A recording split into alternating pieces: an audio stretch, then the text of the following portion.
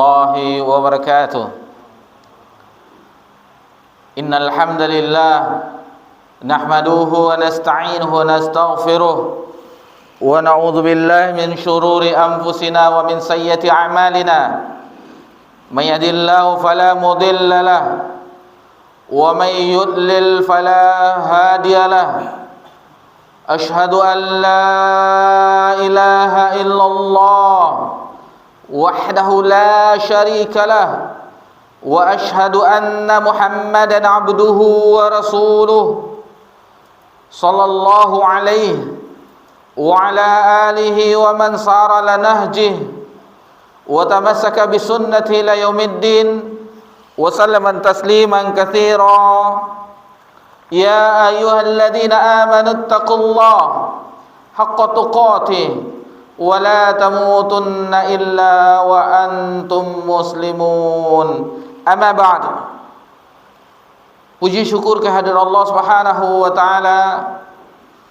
Alhamdulillah, di malam yang berbahagia ini Allah berjumpakan kita kembali melanjutkan pelajaran kita di kitab Tauhid. Dan ini adalah taufik dari Allah Subhanahu wa taala, kemudahan dari Allah Subhanahu wa taala. Karena kalaulah tidak Allah mudahkan, maka teramat sukar bagi kita untuk bisa menghadiri majlis ilmu, mempelajari agama Allah Subhanahu wa taala, untuk mengangkat kejahilan yang ada di dada kita. Mudah-mudahan usaha yang tidak seberapa ini Allah berikan kita ganjaran yang berlipat di akhirat kelak, yang membuat kita bahagia dengan usaha, dengan hidayah yang Allah berikan kita ketika kita masih dunia ini. Kemudian salawat beriringkan salam kepada Nabi kita tercinta Nabi Muhammad sallallahu alaihi wasallam. Insyaallah kita memasuki bab ke-20 yang judulnya, babnya sebagaimana akan dibacakan oleh yang bertugas di kesempatan malam ini. Tafadhal. Jika keras Rasulullah terhadap orang yang beribadah kepada Allah di sisi kuburan orang soleh, maka bagaimanakah jika orang soleh itu di surga? Baik, di bab yang ke-20 ini muallif memberikan babnya dengan judul Babun ma jaa minal taghlidi fi man abadallah inda kabri rajulin salihin fa kaifa idza abadah. Bab sikap keras Rasulullah SAW, ketegasan Rasulullah SAW terhadap orang yang beribadah kepada Allah Subhanahu wa taala di sisi inda qabr, di sisi kuburan. Rajulin saleh, di sisi kuburan orang saleh. Fa kaifa idza abadah, bagaimana seandainya itu dilakukan kepada selain orang saleh tersebut, atau orang saleh itu disembah. Jangankan untuk disembah, beribadah saja di sisinya itu sudah tidak diperbolehkan.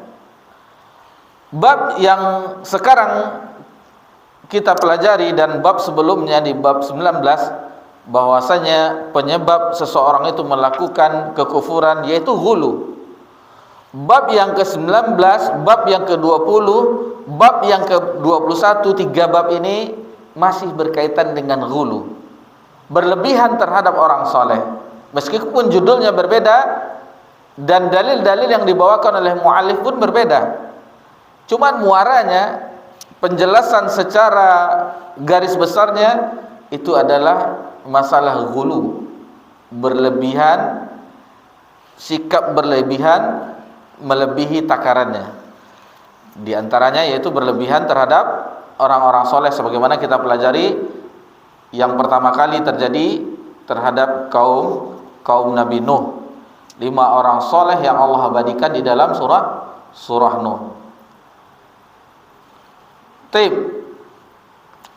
Adapun dalil-dalil yang dibawakan oleh muallif ada 4 dalil atau 5, dan semua dalil pada bab ini berasal dari hadis Nabi sallallahu alaihi wasallam seluruhnya. Biasanya ada Al-Qur'an, ayat dalam Al-Qur'an, di dalam kitab Allah dibawakan oleh muallif, dan hadis Nabi sallallahu alaihi wasallam atau perkataan para ulama. Namun di bab ini seluruh dalil yang dinukilkan, yang dibawakan oleh muallif semuanya hadis Nabi sallallahu alaihi wasallam.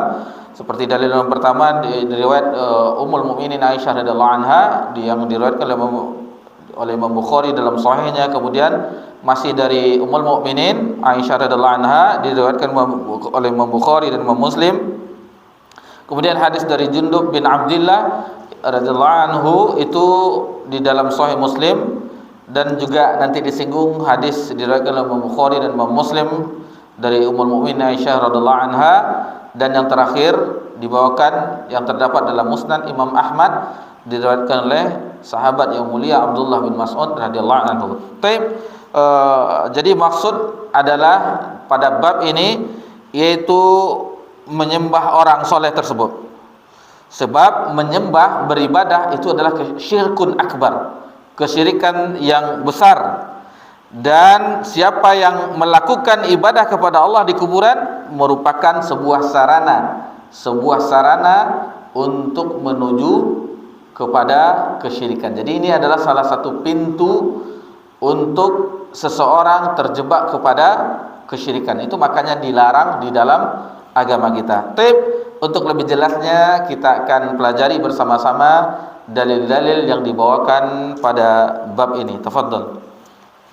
Diriwayatkan dalam Sahih Al-Bukhari dan Muslim dari Aisyah bahwa Ummu Salamah menceritakan kepada Rasulullah sallallahu alaihi wasallam tentang gereja yang merupakan yang ada di dalamnya, yang didirikan dari Habasyah dan Qawiyah. Maka bersabda beliau, "Ulaika innama tatihim ar-rajulus salih awil 'abdus salih banaw 'ala qabrihi masjidan wa qawwaru fi tilka as-suwar ulaika syararul khalqi inda Allah." Mereka itu apabila ada orang yang saleh atau seorang hamba yang saleh meninggal, mereka bangun di atas kuburannya sebuah tempat ibadah dan membuat di dalam tempat itu luka-luka. Mereka itulah sebagai makhluk di hadapan Allah. Baik, ini dalil pertama fi sahih kata muallif, yaitu di dalam sahih. Adapun di dalam Fathul Majid disebutkan sebenarnya bukan fi sahih tetapi fi sahihain, diriwayatkan dalam Sahih Bukhari dan Sahih Imam Muslim. Anna Ummu Salamah, bahwa Ummu Salamah yang dimaksud adalah Ummul Mukminin radhiyallahu anha. Nama beliau adalah Hindun binti Abu Umayyah bin Mughirah bin Abdullah bin Amru bin Makhzum Al-Quraisyiyah Al-Makhzumiyah. Jadi termasuk salah satu dari kabilah Makhzumiyah, kabilah yang terhormat, Makhzumiyah. Dan kalau tidak salah Abu Jahal berasal dari suku Makhzumiyah. Itu makanya selalu bersaing dengan Bani Hashim karena mereka suku-suku kabilah-kabilah ini di masa itu adalah suku-suku yang terhormat. Rasulullah SAW menikahinya setelah kematian Abu Salamah. suaminya pada tahun 4 Hijriah. Pada tahun 4 Hijriah atau 3 Hijriah. Jadi beliau Ummul Mukminin Ummu Salamah berhijrah bersama suaminya Abu Salamah ke negeri Habasyah, Ethiopia, negeri yang dipimpin oleh Najasyi. Jadi Ummu Salamah meninggal pada tahun 62 Hijriah. Ada riwayat yang kita kenal ketika wafatnya Abu Salamah, maka beristirjalah Ummu Salamah mengucapkan innalillahi wa inna ilaihi raji'un. Lalu lanjutannya bahwasanya semoga dengan musibah ini diberikan kesabaran, lalu diberikan ganti yang lebih baik. Setelah itu sempat terpikir oleh Ummu Salamah bahwasanya siapa yang lebih baik daripada Abu Salamah? Siapa yang lebih wa akhlif lu khair minhu, dan menggantikan yang lebih baik daripadanya. Terlintas oleh Ummu Salamah siapa yang lebih baik daripada Abu Salamah. Maka ketika sudah selesai masa iddahnya, maka Ummu Salamah dilamar oleh Nabi sallallahu alaihi wasallam. Tentunya yang lebih baik daripada Abu Salamah. Nabi sallallahu alaihi wasallam yang meminang Ummu Salamah. Namun tidak langsung diterima, terjadi sedikit pembicaraan atau dialog bahwasanya Ummu Salamah adalah dia memiliki anak yang banyak, kemudian dan dia adalah seorang yang pencemburu. Lalu Nabi sallallahu alaihi wasallam bersabda, menyebutkan kepada Ummu Salamah, adapun anakmu adalah anakku juga, kata Nabi sallallahu alaihi wasallam, dan adapun rasa cemburumu, aku akan berdoa kepada Allah Subhanahu wa taala atas sifatmu yang cemburu tersebut agar berkurang, istilahnya tidak seperti cemburu yang mengakibatkan selalu percekcokan, perselisihan, tetapi cemburu yang wajar, cemburu karena cinta, itu boleh, itu manusiawi, tidak masalah. Baik. Kemudian zakarat li Rasulillah SAW, Ummu Salamah menceritakan kepada Rasulullah SAW, dan ada juga riwayat, ada juga Ummu Habibah. Ada di situ disebutkan kanisah. Kanisah itu adalah gereja, tempat ibadah orang Nasrani. Karena ketika itu Habasyah mereka adalah orang-orang yang beragama Nasrani. Faqal, Nabi sallallahu alaihi wasallam bersabda, ulaiki. Jadi harakatnya bukan ulaika tapi ulaiki. Di dalam hadis ini disebutkan ulaiki. Di situ ulaiki. Ulaika. Ada sebagian riwayat ulaiki itu dengan harakat kasrah karena diajak bicara adalah wanita. Allah di sini disebutkan ulaiki. Tidak tahu yang mana ulaika mereka atau bagaimana. Karena yang diajak ketika itu berbicara adalah perempuan, wanita. Idza mata fihimur rajulus shalihu awil 'abdu shalih, apabila ada orang yang soleh atau seorang hamba yang soleh. Perhatikan bentuk keraguan-raguan dari perawi yang meriwayatkan hadis, idza mata fihimur rajulus shalih awil 'abdus shalih. Jadi apabila ada meninggal, ada ragu dia. Ini lafaznya orang yang soleh atau abadus soleh atau hamba yang soleh.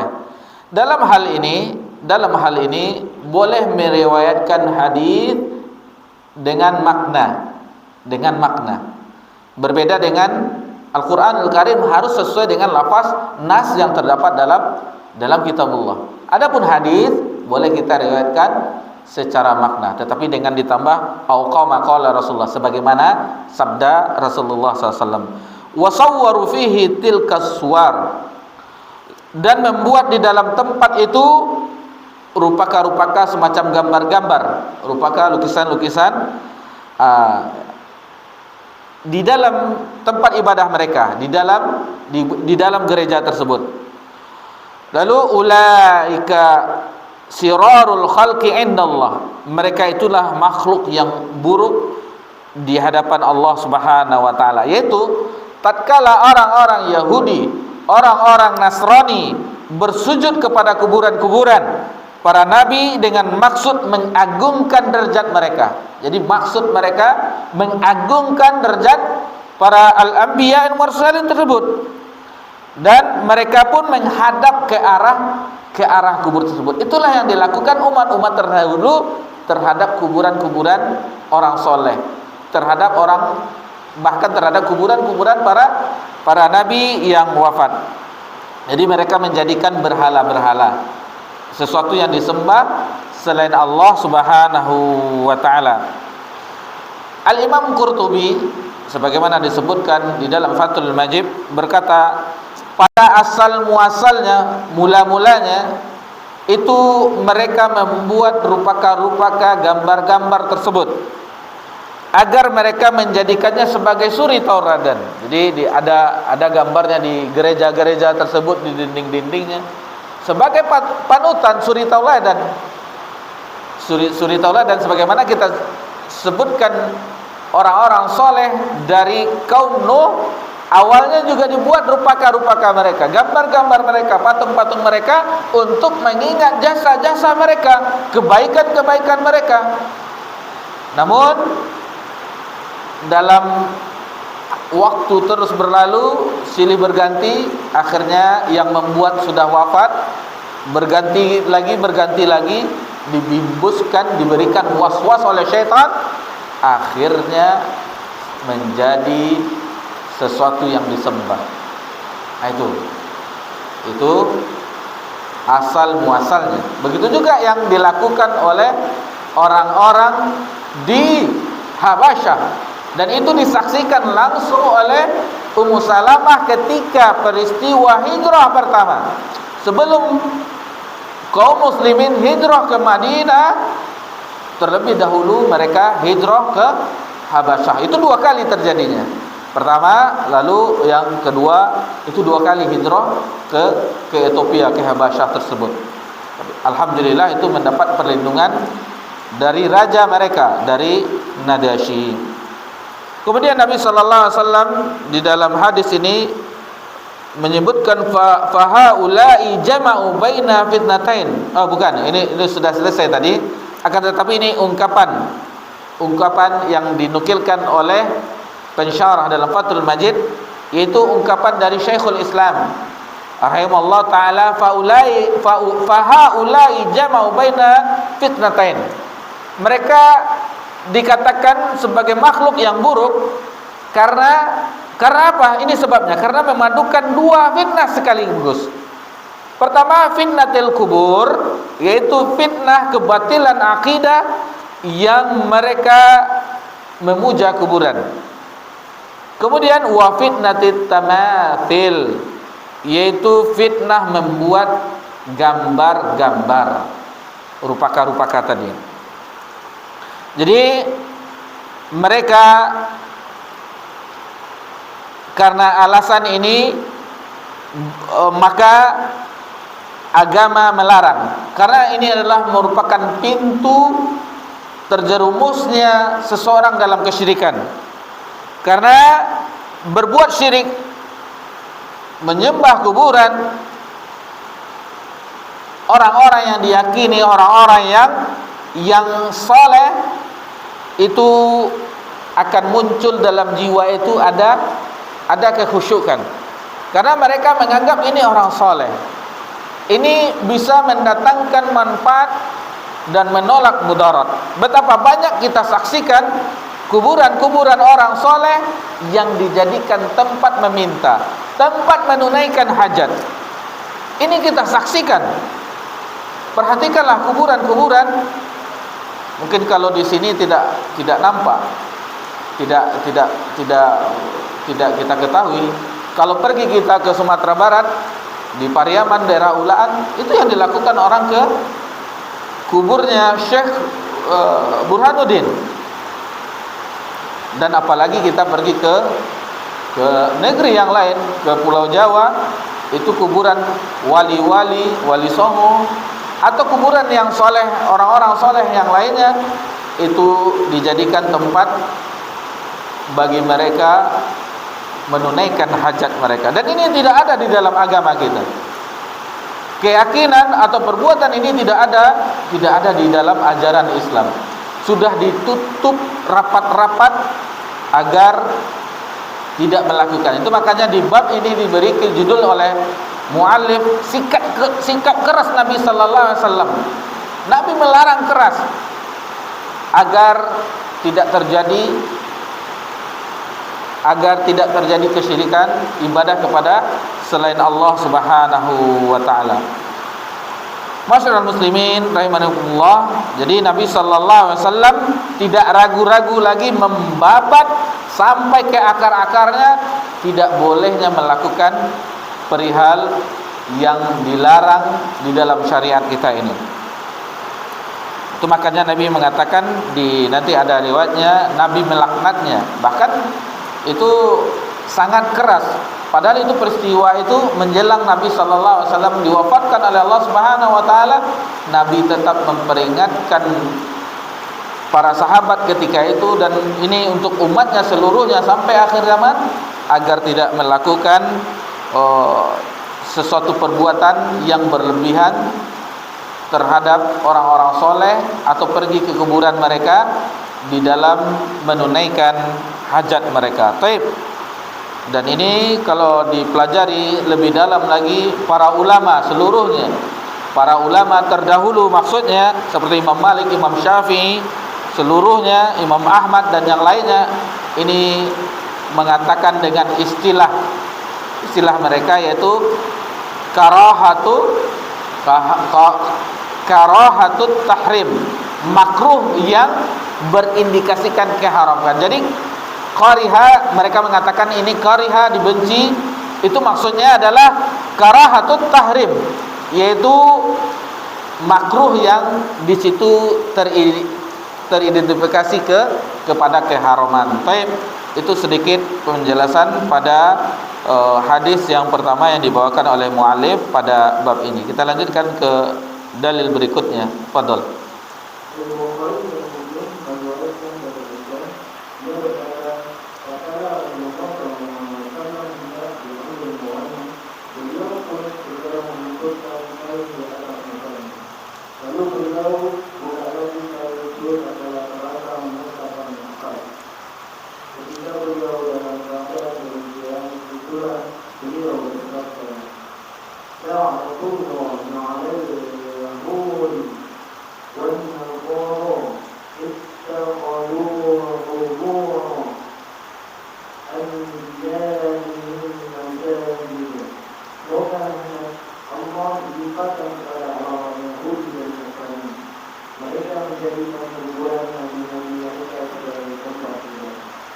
Baik, kemudian muallif membawakan dalil berikutnya, walahuma anha, dalam riwayat mereka keduanya, maksudnya dari Aisyah, juga dari Aisyah radhiyallahu anha, walahuma, dalam hadis riwayat berdua maksudnya Imam Bukhari dan Imam Muslim, lamma nuzila bi Rasulillah sallallahu alaihi wasallam, ketika Rasulullah sallallahu alaihi wasallam didatangi menjelang datang ajal beliau sallallahu alaihi wasallam, ketika malaikat maut akan mencabut ruh Nabi sallallahu alaihi wasallam, maka Nabi sallallahu alaihi wasallam pun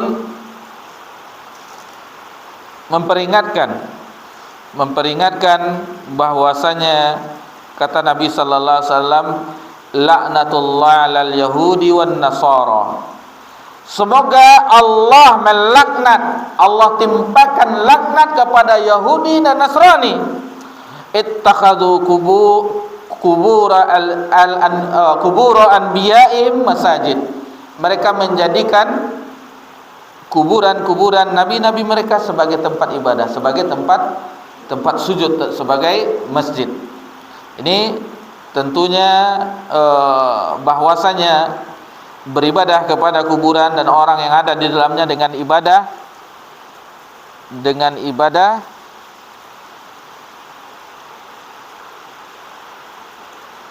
Taib.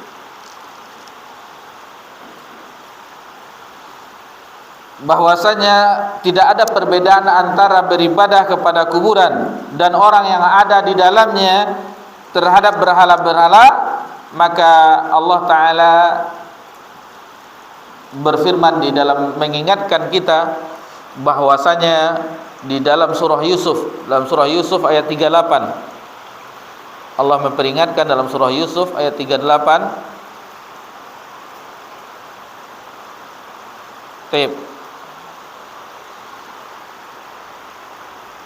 A'udzu billahi minasyaitonir rajim. Wattaba'tu millata abai Ibrahim wa Ishaq wa Yaqub. Ma kana lana an nusyrika billahi min syai'. Dzalika min fadlillahi 'alaina wa 'alan nasi walakinna aktsaran nasi la yashkurun. Jadi disebutkan wattaba'tu, dan aku mengikuti millata abai Ibrahim wa Ishaq wa Yaqub, yaitu millahnya agama bapak-bapakku, yaitu orang yang terdahulu, para nabi sebelumnya, Nabi Ibrahim, Ishaq, Yaqub. Bahwasanya para nabi itu menyebutkan ma kana lana an nusyrika billahi min syai', bahwasanya tidak patut bagi kami para nabi itu membuat kesyirikan kepada Allah dengan sesuatu apapun. Nah, ini dia. Zalika min fadlillahi 'alaina wa 'alan nasi walakinna aktsaran nasi la yashkurun. Dan itulah keutamaan dari Allah Subhanahu wa taala atas kami, wa 'alan nas, dan atas manusia, walakinna aktsaran nasi la yashkurun. Akan tetapi kebanyakan manusia tidak bersyukur. Baik. Kemudian kita beralih ke dalil berikutnya yang diriwayatkan oleh Imam Muslim dari Jundub bin Abdillah lagi ya. Beliau mengatakan ada perbuatan yang dahulu, dan seandainya bukan karena hal itu, secara hubungan beliau akan ditampakkan, diburukkan di tempat terbuka. Hanya saja dikhawatirkan akan dijadikan sebagai tempat ibadah. Muslim meriwayatkan dari Jundub bin Abdullah, dia berkata, aku mendengar Nabi Sallallahu Alaihi Wasallam 5 hari sebelum wafat, beliau bersabda, Inni ara'u minallah an yakuna li minkum qalilun, fa inna Allah qad ittakhadha minna qalilan, wa ittakhadha minna qalilan, wa law kunta muttaqidan min kulli nabi qalilan yattakhadhu Aba Bakrin qalilan, ala wa inna man kana qablakum kanu yattakhiduna qubur anbiya'ihim masajid, ala fala tattakhidul qubur masajid fa innakum an dhalik. Sesungguhnya aku berlepas diri dan mengadu kepada Allah bahwa aku mempunyai seorang kayu kepada Allah, tetapi mulia dari antara kalian, karena sesungguhnya Allah telah menjadikanku sebagai kayu, sebagaimana telah menjadikan Ibrahim sebagai kayu. Walaupun aku menjadikan seorang kayu dari antara umatku, saya akan menjadikan Abu Bakar sebagai kayu. Dan ketahuilah bahwa sesungguhnya umat sebelum kalian telah menjadikan kuburan-kuburan Nabi mereka sebagai tempat ibadah.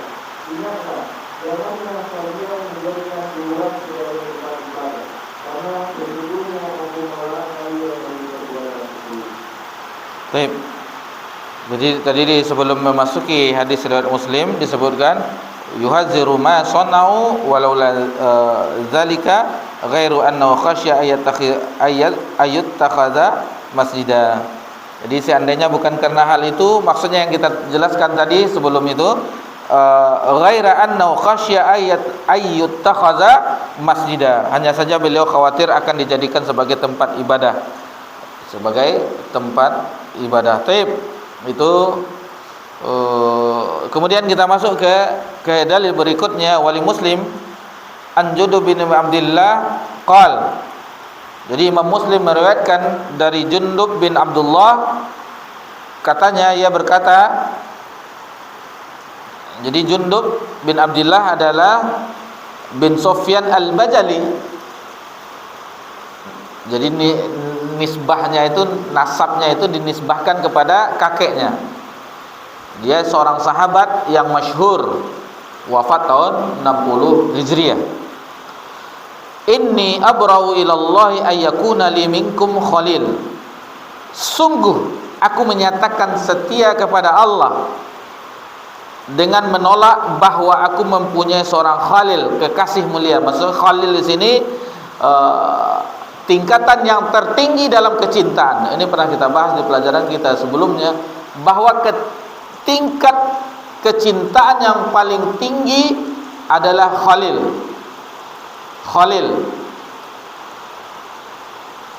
Al-Imam Al-Qayyim rahimahullah ta'ala itu membawakan tingkatan-tingkatan cinta itu ada, nanti ada syauq, ada rindu di situ. Berapa tingkatan? 8 atau berapa di kitab Raudatul Muhibbin, itu lupa berapa tingkatannya. Ada hub, ada cinta, ada syauq, rindu. Kemudian yang paling tinggi dinukilkan di situ kita yang ada di dalam hadis ini, yaitu khullah. Khullah tingkatan kecintaan yang paling tertinggi, sehingga dikatakan takhallul al-mawaddah fil qalb, terpatrinya kasih sayang di hati. Terpatrinya kasih sayang di hati. Jadi bukan sekadar al-mahabbah, bukan sekadar kecintaan saja. Bukan sekedar kecintaan saja. Jadi sebagian kita dengar ungkapan bahwasanya, dan ini ada dinukil disampaikan oleh mubaligh, dan ini pernah juga kita dengar langsung, bahwa Nabi Ibrahim alaihissalam adalah Khalilullah. Kemudian Nabi Musa kalamullah, yang berbicara langsung dengan Allah Subhanahu wa taala, dan Nabi Muhammad adalah Habibullah. Ini tidak benar. Karena tingkatan mahabbah itu hanya sekedar kasih sayang, yang kecintaan itu masih bisa goyah, Berbeda dengan khalil, khullah, itu tingkat cinta yang terpatri di dalam hati, dan itu tidak bisa rongga-rongganya diisi dengan yang lain lagi. Perhatikanlah Nabi Ibrahim, apa yang diperintah oleh Allah Subhanahu wa taala seluruhnya dikerjakan oleh Nabi Ibrahim. Sampai diperintah menyembelih putranya Ismail, itu dilakukan karena seluruh cinta Nabi Ibrahim untuk Allah Subhanahu wa taala. Itu makanya diangkat Ibrahim alaihissalam oleh Allah Subhanahu wa taala derajat kecintaan yang tinggi, yaitu Khalilullah, Khalilur Rahman. Dan begitu juga dengan Nabi kita tercinta Nabi Muhammad sallallahu alaihi wasallam, mempunyai tingkatan yang sama juga, yaitu Khalilullah, Khalilur Rahman. Dan itu manusia yang dua manusia ini, yaitu Nabi Ibrahim, Nabi Muhammad SAW, yang mereka berdua saja yang memiliki kedudukan sampai ke tingkatan khullah tersebut. Baik. Fa innallaha qad ittakhazani khalila. Karena sesungguhnya Allah telah menjadikan aku sebagai khalil. Kemudian adapun cinta tadi, kalau khalil tadi kan itu khusus. Akan tetapi kalau cinta itu sebagaimana Nabi SAW, siapa yang paling engkau cintai ya Rasulullah? Ketika sahabat bertanya, Aisyah, kata Rasulullah SAW. Kemudian siapa lagi dari laki-lakinya? Itu yang dari perempuan, dari laki-laki Abu Bakar. Dan Nabi SAW pernah mengungkapkan cinta-cinta itu kepada Umar juga, kepada Muaz juga, dan yang sahabat yang lainnya. Sesungguhnya aku mencintaimu karena Allah, dan segala macamnya. Adapun untuk khullah, khalil, maka itu spesial, dan tidak ada Nabi khalilnya. Nabi tidak ada khalilnya karena Nabi sudah diangkat menjadi khalil oleh Allah Subhanahu wa taala. Walau kunta muttakhidan min ummati khalilan lattakhaztu Abu Bakrin khalila. Seandainya aku menjadikan seorang khalil di antara kamu, di antara umatku, kata Rasulullah SAW, niscaya Lattakhaztu Abu Bakrin khalila, maka aku akan menjadikan Abu Bakar sebagai khalil. Ini menunjukkan kedudukan, keutamaan dari Abu Bakar As-Siddiq radhiyallahu anhu. Dan ini kesepakatan seluruh ahli ilmu bahwasanya manusia dari umat Nabi Muhammad sallallahu alaihi wasallam yang paling tinggi kedudukannya adalah Abu Bakar. Dan ini membantah terutama Syiah Rafidah yang menganggap Abu Bakar, Umar adalah berhalanya Quraisy. Bagaimana menyatukan antara ahlu sunnah dengan Syiah? Sementara ahlu sunnah seluruh ahli ilmunya menganggap bahwasanya Abu Bakar mempunyai kedudukan yang paling tinggi bagi umat Nabi Muhammad SAW. Sementara Rafidah, Syiah dan yang lainnya menganggap Abu Bakar adalah yang terlaknat dan segala macamnya. Ini tidak harus diyakini ini bahwasanya ini memang akidah yang seperti ini, itulah yang membuat pecah belahnya kaum muslimin. Di dalam kajian kita di tempat yang lain di Jalan Riau, alhamdulillah membahas usulus sittah. Usulus sittah, 6 pokok landasan utama bagaimana memahami agama ini. Itu salah satunya adalah terjadinya perpecahan itu. Inilah salah satu terjadinya perpecahan, yaitu adanya kelompok-kelompok yang berkeyakinan, berakidah lain. Akhirnya umat Islam itu terpecah belah. Yang awalnya mereka bersatu atas nikmat Allah Subhanahu wa taala, fa asbahtum bi ni'mati ikhwana, karena nikmat dari Allah Subhanahu wa taala mereka bersatu. Akan tetapi akhirnya mereka berpecah, apalagi setelah para sahabat tidak ada. Lihatlah kondisi umat Islam di zaman ini. Mereka dengan bendera-benderanya, mereka dengan organisasi-organisasinya yang semuanya itu menganggap mereka lah yang benar. Tidak mengembalikan kepada nas, tidak mengembalikan kepada Al-Quran dan hadis Nabi SAW, dan bagaimana para sahabat di dalam memahami tersebut, di dalam mengamalkan tersebut, di dalam mendakwahkan tersebut.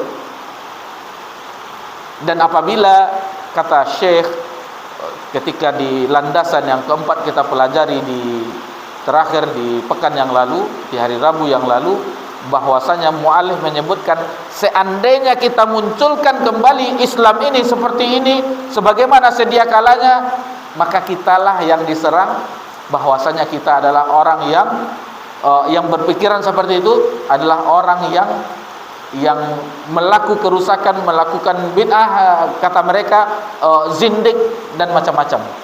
Sudah terbalik. Kata mu'alif ketika itu kita berada di zaman ketika itu beliau menulis 2 abad yang lalu yang sudah terbalik. Ketika kita sampaikan ajaran yang benar, syariat yang benar, maka kita dianggap orang yang menyimpang. Adapun yang menyimpang itulah kebenaran yang dianggap oleh orang di zaman ketika Syekh menulis, apalagi di tahun 1445 Hijriah ini. Baik, kita lanjutkan hadis ini sebelum kita masuk ke dalil yang lain. Bahwasanya kemudian Nabi sallallahu alaihi wasallam melanjutkan, ala wa inna man kana qablakum kanu yattakhiduna qubura anbiya'ihim masajid. Dan ketahuilah bahwa sesungguhnya umat-umat sebelum kamu telah menjadikan kuburan nabi-nabi mereka sebagai tempat ibadah, sebagai masjid, tempat sujud. Ala fala tattakhidul qubura masajida, maka kata Nabi SAW, janganlah kamu sekalian menjadikan kuburan sebagai tempat ibadah. Fa inni annahakum an dzalik, karena aku benar-benar melarang kalian berbuat seperti itu. Taib.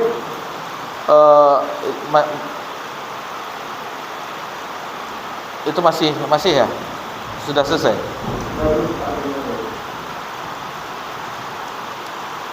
Taib, kita azan isya dulu. Sesudah azan kita lanjutkan insyaallah.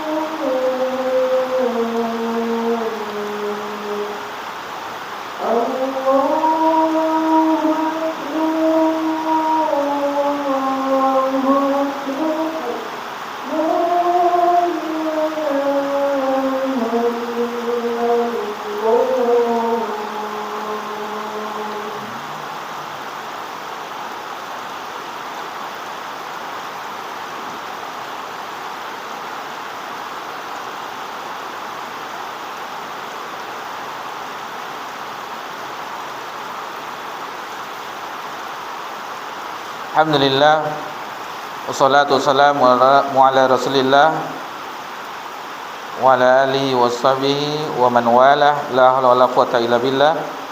Baik. Tadi Nabi sallallahu alaihi wasallam menyebutkan di dalam hadis tadi bahwasanya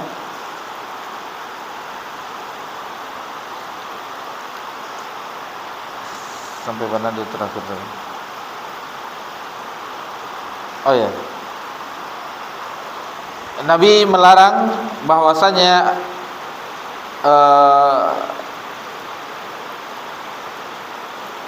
dilarang keras oleh Nabi sallallahu alaihi wasallam, ala wa inna man kana qablakum kanu yattakhiduna qubur anbiya'ihim masajid. Dan ketahuilah bahwa sesungguhnya umat-umat sebelum kamu telah menjadikan kuburan nabi-nabi mereka sebagai tempat ibadah, sebagai masjid.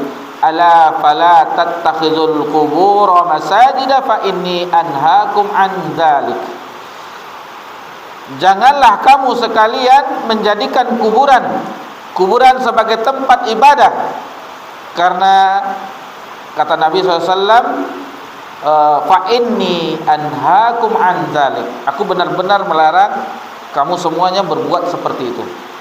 Di sini pengingkaran Nabi sallallahu alaihi wasallam terhadap perbuatan tersebut di dalam orang yang menjadikan kuburan nabi-nabi itu sebagai tempat ibadah. Yang pertama, bahwasanya bersujud terhadap kuburan para nabi untuk mengagungkan utusan Allah. Jadi dia bermaksud orang-orang terdahulu itu melakukan itu adalah untuk mengagungkan utusan Allah Subhanahu wa taala.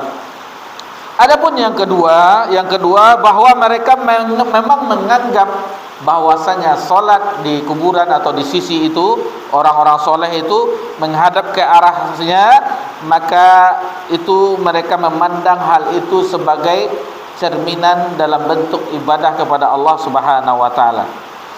Jadi yang pertama tadi itu adalah syirik jali, syirik yang jelas.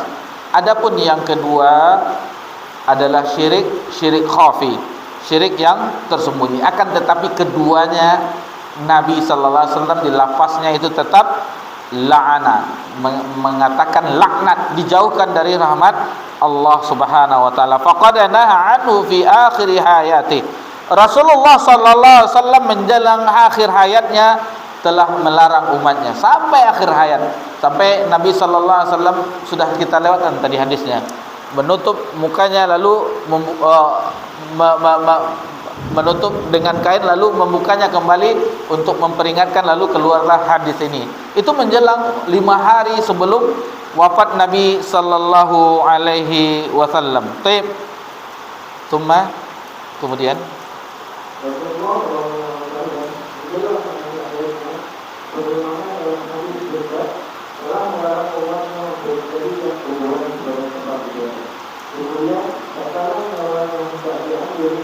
sebagaimana dalam hadis Aisyah, beliau melarang orang yang melakukan perbuatan itu. Sholat dijadikan kuburan, termasuk pula dalam pengertian menjadikan kuburan sebagai tempat ibadah. Dan inilah makna dari perkataan Aisyah. Yang awalnya akan dijadikan sebagai tempat ibadah. Karena para sahabat belum pernah melakukan masjid tempat ibadah dijadikan kuburan beliau. Padahal setiap tempat yang dimasukkan untuk melakukan sholat bisa masuk dalam kuburan jadikan sebagai masjid. Bahkan setiap tempat yang dipergunakan untuk sholat disebut masjid sebagaimana yang telah disampaikan oleh Rasulullah SAW. Yohanes dia al-Qur'an dia telah dijadikan bumi ini untukku sebagai masjid dan alat untuk bersih. Jadi baik. Kemudian dalil berikutnya, summa innahu la'ana wa huwa fi siyaq man fa'ala. Kemudian tatkala dalam keadaan hendak diambil nyawanya, beliau melaknat orang melakukan perbuatan itu, sebagaimana hadis dari Aisyah radhiyallahu anha. Wa salatu indaha min dzalika wa inna lam yubna masjid. Salat di sekitar kuburan termasuk pula dalam pengertian menjadikan kuburan sebagai tempat ibadah walaupun tidak membangun tempat ibadah. Di sekitar kuburan pemakaman walaupun tidak dibangun masjid tersebut, itu juga termasuk. Ada riwayat dari Abu Sa'id Al-Khudri radhiyallahu anhu, terdapat hadis yang marfu'. Jadi seluruh bumi itu, yang makna seluruh bumi adalah tempat sujud, tempat salat, kecuali kuburan dan kamar mandi. Kecuali kuburan dan kamar mandi. Jadi seluruhnya di permukaan bumi ini boleh dilakukan salat, kecuali kuburan dan kamar mandi, hamam. Kecuali kuburan dan hamam, tempat orang buang hajat dan yang lainnya. Kemudian fa inna sahabata lam yakunu liyabnu haula qabrihi masjidah. Karena para sahabat belum pernah membangun masjid atau tempat ibadah di sekitar kuburan beliau. Maksudnya adalah bahwa para sahabat tidak melakukan itu karena kerasnya larangan beliau sallallahu alaihi wasallam. Bal kullu mawdi'i yusalli fi yusamma masjidah. Padahal setiap tempat yang digunakan untuk melakukan salat di sana berarti sudah dikatakan sebagai masjid, karena masjid seluruh bumi itu masjid, tempat salat atau tempat sujud. Akan tetapi yang masjid yang kita yakini ada bangunan ini, itu sudah jelas.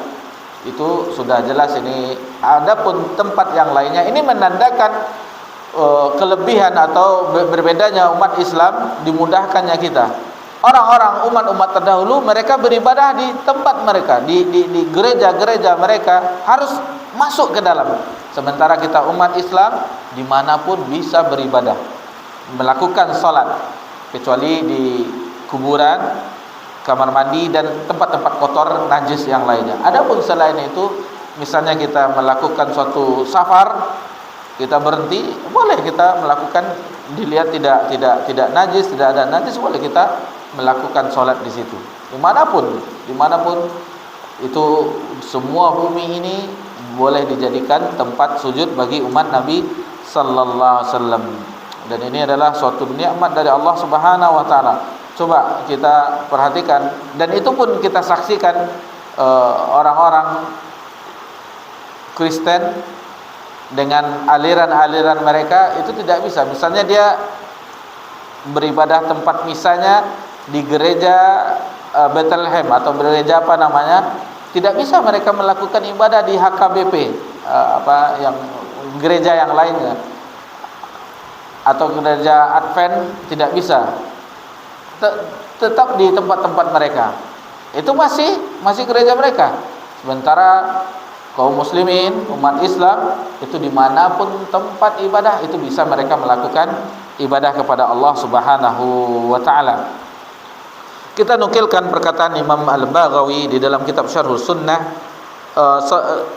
Nabi sallallahu alaihi wasallam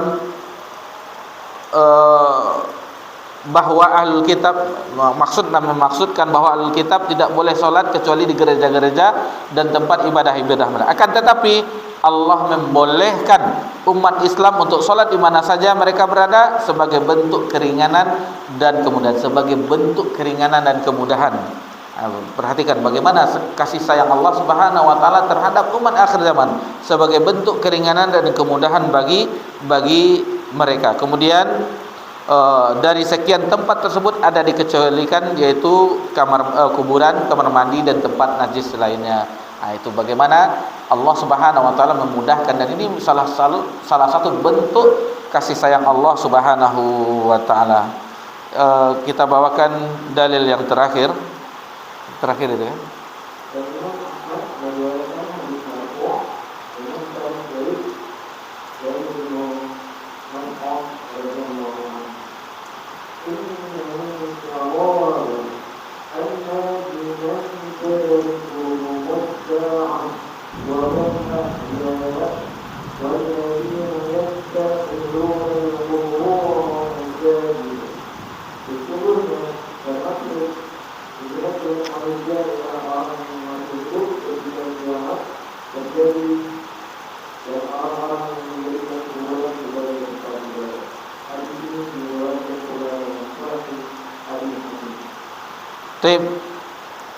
Kemudian jadi wali Ahmad bi sanadin jayyidin an Ibn Mas'udin radhiyallahu anhu marfu'an, dan Imam Ahmad meriwayatkan hadis marfu' dengan sanad yang jayyid.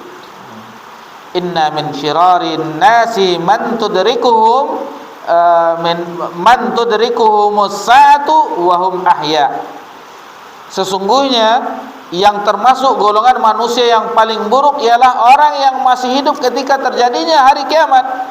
Walladzina yattakhidunal qubura masajid, yaitu orang-orang yang menjadikan kuburan sebagai tempat ibadah.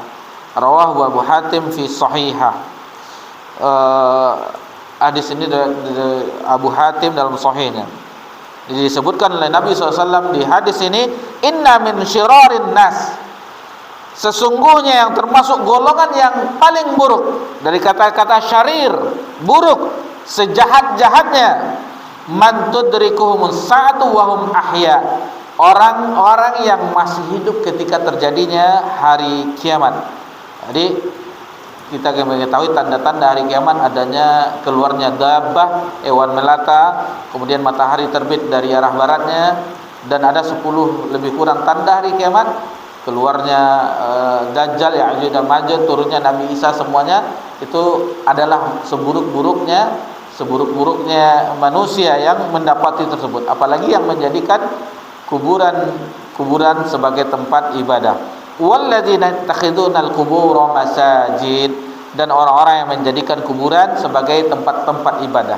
Keburukannya mereka disebutkan oleh Nabi SAW karena keburukan itu, karena mereka menjadikan kuburan-kuburan sebagai tempat masjid.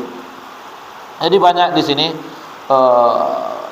kalau kita perhatikan bagaimana Nabi SAW di dalam hadis-hadisnya melarang ditinggikannya atau dibangunnya kuburan, lalu menulis di situ, diberi kapur dan segala macamnya, itu tujuannya untuk menutup pintu tersebut, agar tidak dijadikan tempat untuk beribadah di sana, untuk meminta di sana atau yang lainnya. Dan kalau kita perhatikan dengan kondisi ini, dengan kondisi yang kita pelajari bagaimana Nabi SAW, sikap keras Nabi SAW terhadap perihal ini, lalu kita perhatikan bagaimana umat sekarang. Bagaimana umat sekarang seolah-olah kalau kita sampaikan bahwasanya kuburan ini seperti ini, tandanya cukup batu saja yang tanpa ada tulisan nisan segala macamnya, kita dianggap aneh, kita dianggap sesuatu yang tidak, seolah-olah itu bukan ajaran Islam. Padahal yang kita sampaikan Islam yang telah diajarkan oleh Nabi SAW. Lihatlah pekuburan di Baqi', itu tidak ada seperti pekuburan pemakaman di daerah kita ini. Kalau kita di Pekanbaru, alhamdulillah pergi kita di kuburan-kuburan yang di Akap atau di Uka atau yang dekat Kartama, itu masih wajar istilahnya, meskipun ada kemungkarannya, dibangun di keramik juga ada, akan tetapi itu masih mendingan. Kalau kita pergi ke waktu perjalanan kita ke Yordania menuju ke Palestina ketika itu, alhamdulillah itu nikmat dari Allah Subhanahu wa taala, diberi kesempatan ke Masjidil Aqsa, pergi ke kuburan-kuburan itu, mereka membangunnya. Mereka bangun sehingga itu menjadi objek wisata. Sehingga ketika itu hati ini tidak terasa tenang. Kenapa kita dibawa ke kuburan-kuburan? Pergi ke kuburan ini, pergi ke kuburan ini. Apa maksudnya ini? Itulah kejadian bagaimana seandainya kuburan dibangun, dibuat kubah-kubahnya, dan kita saksikan bagaimana terpautnya hati kaum muslimin terhadap kuburan orang-orang soleh tersebut, karena mereka telah dihiasi kecintaan, pengagungan, kekhusyukan oleh iblis, oleh setan yang membujuk rayu mereka. Sementara itu tidak boleh di dalam agama kita, dan mereka menganggap itu adalah ibadah. Kalau seandainya patung atau gambar itu disembah, itu memang itu jelas mereka memahaminya. Akan tetapi kalau pergi ke kuburan orang soleh, mereka adalah wali Allah, mereka adalah yang menyebarkan agama ini, maka mintalah kepada mereka. Nanti mereka mendengar apa yang kita mohonkan, lalu arwahnya akan meminta kepada Allah Subhanahu wa taala. Ini yang banyak terjadi. Ini yang banyak terjadi di kalangan kaum muslimin. Di kalangan kaum muslimin mengalap berkah dan segala macamnya. Waliyazbillah, inilah yang terjadi. Akhirnya tidak disampaikan ini kepada generasi berikutnya, generasi berikutnya juga tidak disampaikan, maka terjadilah kerusakan terhadap ajaran tauhid yang ikhlas hanya kepada Allah Subhanahu wa taala. Bayangkan beberapa dalil yang kita bawakan itu, bagaimana Nabi SAW bersikap keras agar tidak terjadinya pelanggaran ini. Lalu muncul di dalam pikiran kita, bagi yang pernah menyaksikan atau mereka pernah haji umroh, akan terlintas dalam pikiran mereka, lalu bagaimana dengan kubur Nabi, makam Nabi di Masjid Nabawi. Maka kita jelaskan bahwasanya kuburan Nabi itu, yang pertama ketika Nabi SAW wafat, itu bukan dikuburkan di masjid, bukan di Masjid Nabawi, akan tetapi di kamar Aisyah, Ummul Mukminin Aisyah radhiyallahu anha. Itu bukan di Masjid Nabawi yang kita ketahui di zaman itu, di zaman Nabi dan para sahabat. Itu di kamarnya Aisyah. Karena ketika itu mereka bingung, ketika Nabi SAW wafat, mereka bingung, di mana akan kita makamkan, di Baqi' kah atau di mana? Lalu ingatlah sebuah hadis oleh Abu Bakar bahwasanya setiap nabi itu dimakamkan, dikuburkan di mana mereka wafat. Dia wafat di situ, langsung di situ dikuburkan. Sehingga Nabi SAW dikuburkan di mana? Di kamar Aisyah, karena Nabi SAW wafat di situ. Kemudian yang kedua, bahwasanya ketika terjadi perluasan di zaman Utsman, itu tidak pernah pelebarannya ke arah rumah Nabi SAW, ke arah rumah Aisyah. Adapun pelebarannya ke belakang atau ke samping arah sini. Jadi kalau kita posisi di sini, anggap ini Masjid Nabawi, Itu di arah situ rumah Aisyah. Lewat dari situ pemakaman Baqi'. Jadi arah pembangunannya ke arah sini dan arah ke belakang. Sementara di sini tidak ada perluasan. Karena di situ adalah rumah Nabi SAW, rumah Ummul Mukminin Aisyah radhiyallahu anha.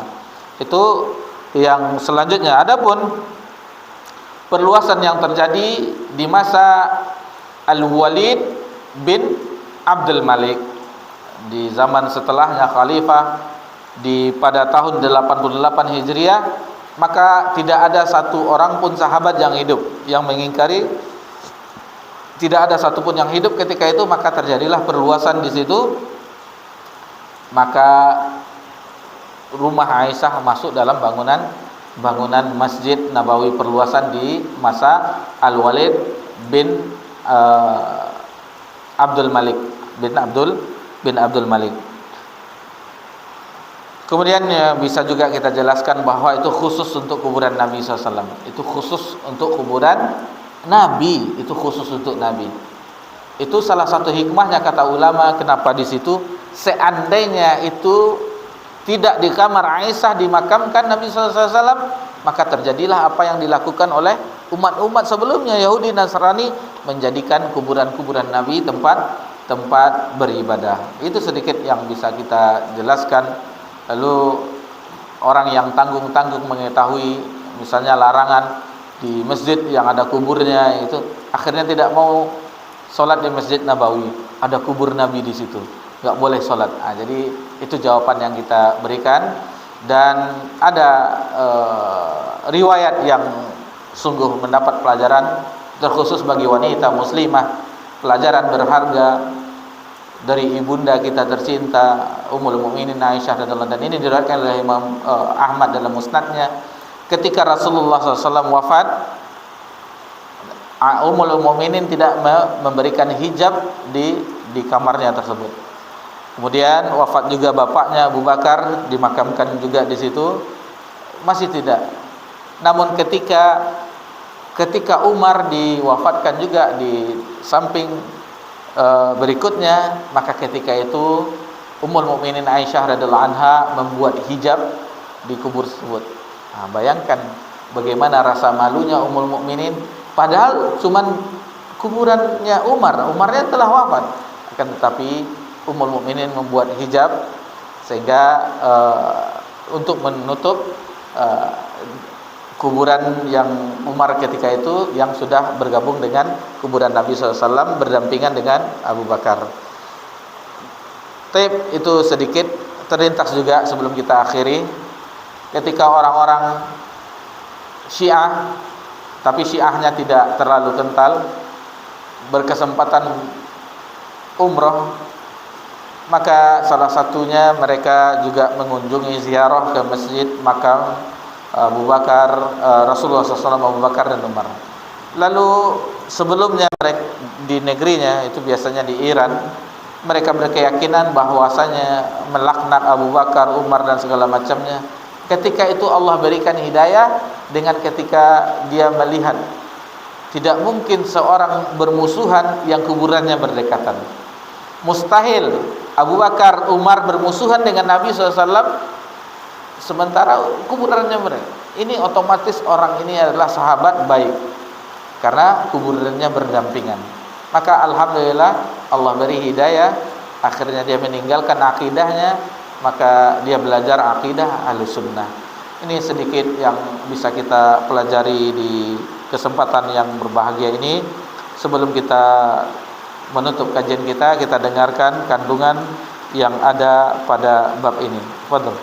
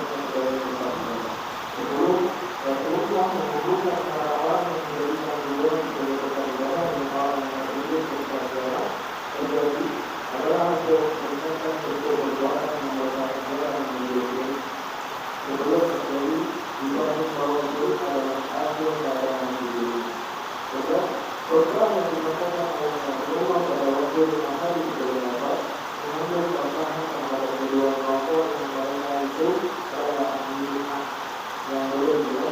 Bahkan seorang ulama mengatakan bahwa mereka itu dua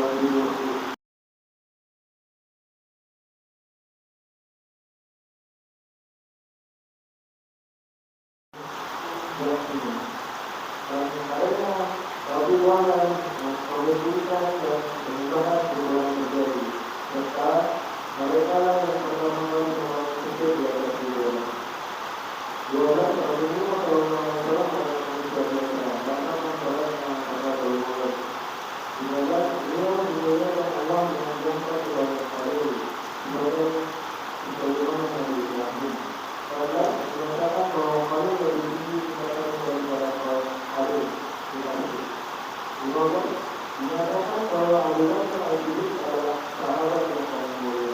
16 hal tersebut merupakan menjawab bahwa Abu Bakar akan menjadi khalifah setelah Baik, alhamdulillah demikianlah pelajaran kita di bab yang ke-20 ini, bagaimana Nabi SAW bersikap keras terhadap perbuatan orang-orang yang beribadah di sisi kuburan, apalagi kuburan itu disembah. Nabi melarangnya bahkan dengan ungkapan melaknat dijauhkan dari rahmat Allah Subhanahu wa taala. Apalah arti hidup kita di dunia, kita dijauhkan dari rahmat Allah Subhanahu wa taala. Tentunya di akhirat kita menjadi hamba yang menderita karena dijauhi di rahmat di akhirat, yaitu tidak dimasukkannya ke dalam surga, akan tetapi diazab di neraka Allah wal iazubillah. Mudah-mudahan dengan mempelajari ini semakin jelaslah bagi kita bahwa sesungguhnya kita sebagai hamba Allah, sebagai umat Nabi sallallahu alaihi wasallam harus memurnikan tauhid kita kepada Allah Subhanahu wa taala tanpa sedikit pun debu-debu kesyirikan di dalamnya. Tanpa sedikit pun debu-debu kesyirikan di dalamnya. Dan ini harus kita usahakan, harus kita pelajari, dan seindah-indah bagi orang yang mempelajarinya, dia bisa mengamalkannya, dan di akhir hayatnya tentu dia dimudahkan dengan mengucapkan kalimat yang sangat agung, kalimat yang sangat mulia, yakni la ilaha illallah.